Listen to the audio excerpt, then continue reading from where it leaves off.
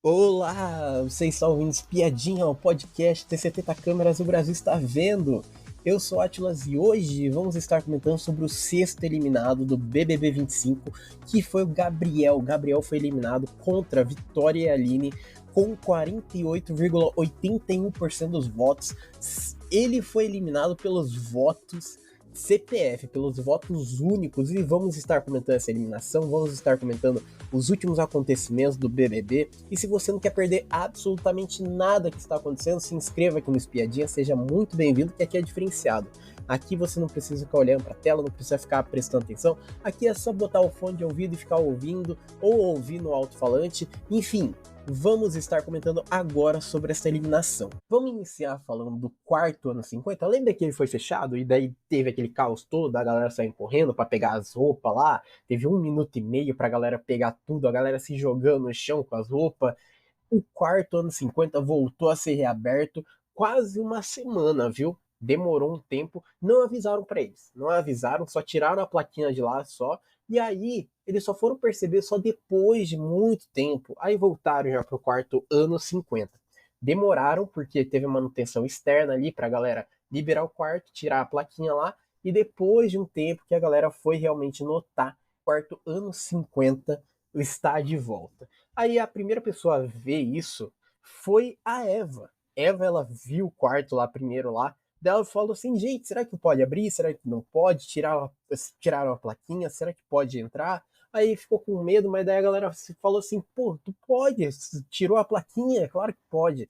Então, voltaram lá, mesmo com receio, porque acharam que não poderiam entrar no quarto, voltaram pro quarto ano 50. Quem que voltou pro quarto? Daniela Hipólito voltou pro quarto, Eva e Renata voltaram pro quarto, o Diogo Hipólito voltou pro quarto, Guilherme, Joselma, enfim. Então, quarto ano 50 está de volta. Eu gostaria que voltasse essa dinâmica, só que fechando outros quartos. Eu adoraria se fechasse um quarto fantástico. Eu acho que se fechasse um quarto fantástico ia ser incrível, porque a panelinha do quarto fantástico é muito recluso, é muito fechado. Então, se caso fechasse o quarto fantástico, como é que iria rolar o jogo? Porque alguma parte ia ter que dormir no Nordeste, outra parte ia ter que dormir no quarto ano 50. Como é que ia desenvolver esse jogo? Porque o quarto fantástico está muito acomodado. Eles estão muito tranquilos ali. Eu gostaria de ver que se acontecesse isso. E vamos para o próximo tópico, que a gente começou a edição já com um spoiler, talvez. Talvez com um spoiler, talvez venha novidades, porque mostrou um caderninho escrito sincerinho, aí depois sincerão, aí depois Big Fone duas vezes, e realmente aconteceu. Quarto secreto, aconteceu. Torta na cara, aconteceu. Monstro cadeado, aconteceu. Aí tinha um risco e embaixo tinha casa de vidro, interrogação. Quarto branco, interrogação. Será que teremos uma casa de vidro? Eu acho que só assim, só para salvar o reality, né? Só entrando um outro participante, um participante novo, para tentar botar nos eixos essa galera que não tá querendo se comprometer, né? Imagina alguém entra lá na casa, lá, daí fala assim: vocês estão fodidos aqui fora. Nossa senhora, todo mundo tá odiando vocês. Vocês estão sendo péssimos, porque vocês não rendem, não causam. Eu ia gostar. Eu ia gostar de alguém entrando na casa e falando um monte de coisa pra galera. Mas e lenhando a galera, realmente acabando com o pessoal. Quarto Branco, eu acho que mostra o desespero da produção com essa edição, né? Estão tentando de tudo nessa temporada. Tentaram já Quarto Secreto, flopou. Aí tentaram a dinâmica do congelamento, flopou. Então, o Quarto Secreto é quase a última possibilidade que eles têm, né? Senão eles vão começar a desenvolver dinâmicas completamente inéditas. Só assim para ver se acontece alguma coisa nesse reality. Porque tá difícil acontecer algum movimento que a gente tenha no BBB. E bom, vamos estar comentando agora sobre esta eliminação. A gente teve o Gabriel sendo eliminado com 48,81% dos votos. E, e daí, o Tadeu ele falou pra gente que ia começar diferente, que ia contar uma historinha e depois ia contar outra coisa pra gente. Enfim, daí ele começou a contar uma história da mitologia grega. Ele falou assim: os deuses convocaram os melhores guerreiros para uma tarefa heróica. vieram guerreiros de diversas cidades. Foram semanas de viagem. Ao chegar na ilha, foram recebidos por uma deusa. Quem conseguisse seguir a deusa seria premiado com mais ouro do que havia nos cofres, mas só um guerreiro seria capaz. Aí continuou falando que tiveram alguns guerreiros que desistiram no meio do caminho, pularam no barco, aí teve só um guerreiro só que realmente foi, porque os outros ficaram gravemente feridos, os outros morreram. Aí falou assim, gente, é uma história de mitologia grega. Mas 2000 anos, o ser humano preza a coragem e despreza a apatia. Tem gente que quer vencer, aproveitar a história, aproveitar as oportunidades e gente que está satisfeito com o que tem. A oportunidade bateu na sua porta, espancou, ela gritou na sua porta. Aproveita, você aproveitou? Bastava fazer o óbvio. Aconteceu uma coisa raríssima. O voto da torcida disse uma coisa, o voto único de CPF disse outra coisa. Bastava ter coragem e enfrentar a deusa. Eu sou obrigado a dizer, eu avisei.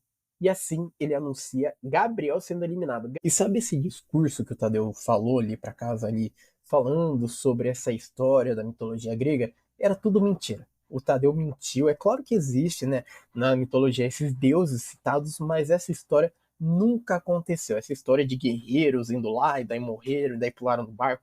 Essa história é uma mentira. O Tadeu lá falou no final do programa que era uma mentira. De fato, a história ali era só pra galera meio que se ligar no jogo. E tá na hora da galera entender, né, os recados que o Tadeu dá. A galera sempre entende, mas aí a galera meio que tenta interpretar de outra forma. Então, ele foi direto nessa história. Eu gostei dessa história, viu? Achei boa essa história. E vamos falar da eliminação do Gabriel. O Gabriel, ele teve 48,81% dos votos. Vitória Estrada foi com 42,88% dos votos. E a Aline com 8,31% dos votos. E esse voto da torcida de CPF, o que o Tadeu quis dizer com isso? Ele quis dizer o seguinte, que o Gabriel, o voto único, que é o voto por CPF, você vota apenas uma vez e já tá bom já, deu 52,38% dos votos. Já a Vitória, ela teve mais votos da torcida.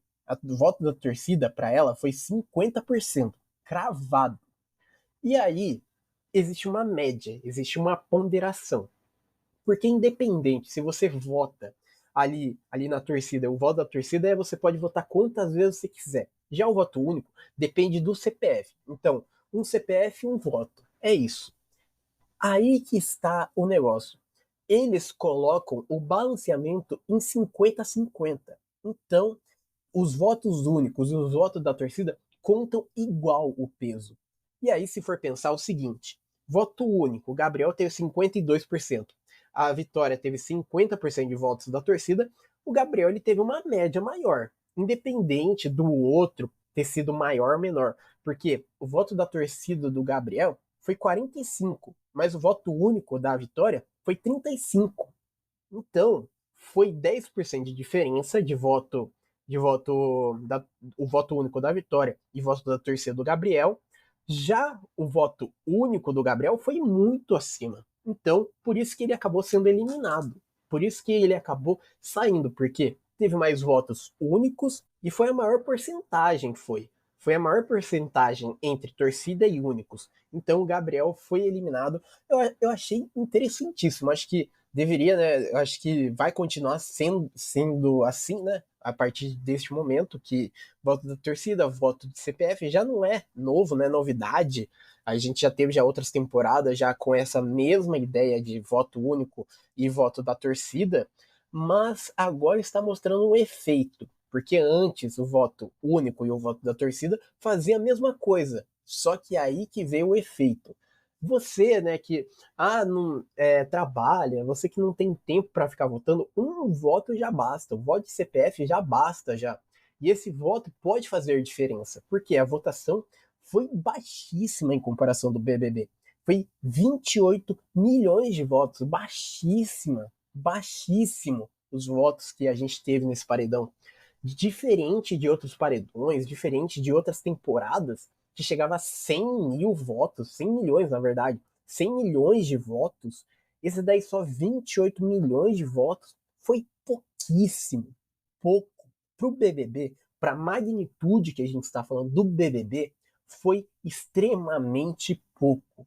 Literalmente, eu acho que os votos da torcida, os votos únicos fazem a diferença, estão fazendo a diferença, e a gente tem que utilizar isso. Porque tem uma torcida. Porque sempre tem, né? Torcidas fanáticas que viram noites, viram madrugadas, viram manhãs votando a todo momento, aí colocar robozinho também para votar. Já o voto de CPF mostra o potencial do público. O público que assiste só o programa, o público que não tem tempo para ficar assistindo 24 horas e daí também não tem tempo para ficar votando também todo momento, esse voto está sendo definitivo. O voto por CPF está sendo definitivo. E provavelmente, durante esta temporada inteira, ainda o voto com CPF vai fazer muita, mas muita diferença. Porque aí mostra a real intenção que o público está querendo produzir. E há de se falar, né? O BBB tá morno. Camila até comentou lá dentro lá que acha que o BBB tá morno e realmente tá péssimo de assistir, tá difícil da gente acompanhar, porque não acontece absolutamente nada. Durante o programa, zoaram o Diogo falando do Sarau, que toda semana o cara vem com essa ideia de Sarau, a gente não aguenta mais ouvir o cara falando de Sarau. Aí, durante esta madrugada, o Diogo ali fez uma sessão meio de terapia com o pessoal no quarto, que apagou as luzes, aí ficou falando pro pessoal, imagine você num campo florido, imagine você correndo atrás dos seus objetivos, daí o pessoal ali deitado, ali com o olho fechado, é chato, chato. Pelo amor de Deus, você acha que o pessoal entrou lá no BBB lá pra ficar fazendo essas terapias? Gente, se toquem, viu? Se toquem, senão vocês vão rodar. O público tá sendo muito impiedoso com esse elenco, porque esse elenco está sendo flopadíssimo. Está sendo um dos piores elencos. E olha que a gente já assistiu já BBB 19. Olha, até este momento está sendo a pior edição que a gente já teve já. Porque no BBB 19 pelo menos tinha enredo. Nessa daqui nem enredo está tendo. Absolutamente nada está acontecendo neste BBB. E antes da gente encerrar, vamos falar da nossa enquete? Como é que fechou a nossa enquete do YouTube? A gente teve 200 votos e também deu Gabriel sendo eliminado. Na nossa enquete do YouTube, deu Gabriel com 52% dos votos, Vitória com 41% e Aline com 8% dos votos. Então a gente acertou. Na nossa porcentagem, o Gabriel ele foi mais odiado ainda, foi com 52, na porcentagem real do BBB foi com 48, mas a gente acertou a gente acertou as posições, né? Gabriel sendo eliminado, Vitória ali em segundo, Aline lá em terceiro, lá esquecida, até os 8% da Aline a gente acertou. Então, a gente ainda até que acertou, conseguimos acertar este paredão. E sempre quando tiver paredão, a gente vai estar abrindo já uma enquete, já logo depois que forma o paredão, logo de início. E bom, estamos chegando ao final desse episódio. Se você é novo por aqui, se você está acompanhando o podcast Piadinha pela primeira vez, seja muito bem-vindo, que a gente está comentando diariamente, sempre às 10 horas da manhã, os últimos acontecimentos do BBB 25. E se você ainda não deixou seu gostei aqui embaixo, deixe seu gostei aqui. Seja muito bem-vindo ao podcast Piadinha. Eu vou ficando por aqui. Muito obrigado para quem me ouviu até aqui e tchau!